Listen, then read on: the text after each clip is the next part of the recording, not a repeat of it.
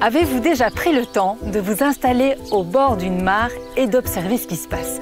Cet écosystème nous offre un spectacle permanent, il grouille de vie. Moi j'adore me mettre au bord de la mare naturelle et contempler, il y a plein d'histoires à raconter. Les premiers à coloniser la mare, ce sont les insectes aquatiques, notamment le géris, cette petite punaise d'eau.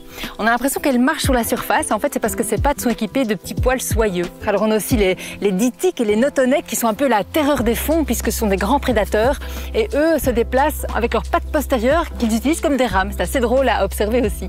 En cette saison, eh bien, c'est le balai des libellules sur la mare et j'aime beaucoup partir à la recherche des émergences.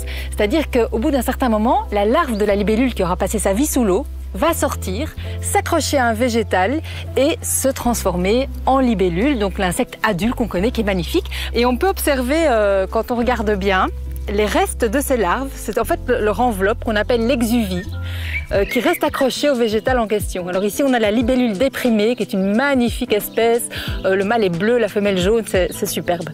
La mare c'est évidemment aussi le royaume des batraciens, des amphibiens. On a la chance d'observer le triton alpestre qui est absolument magnifique avec son ventre orangé et son dos bleuté. Il peut faire jusqu'à 10 cm et il se balade aussi là dans le fond. Alors tout ça n'est possible que dans une mare naturelle. Qu'est-ce que ça veut dire? Eh bien c'est une mare dans laquelle on va laisser la végétation se développer spontanément, on va laisser la biodiversité prendre sa place. On installe quelques végétaux indigènes si nécessaire et puis surtout on prévoit un fond d'une certaine profondeur, au moins 80 cm, on peut aller jusqu'à 1,20 m, c'est le cas ici. Pourquoi? Eh bien ça va permettre à toute cette petite faune de se réfugier durant l'hiver et dès le printemps suivant, le cycle recommence.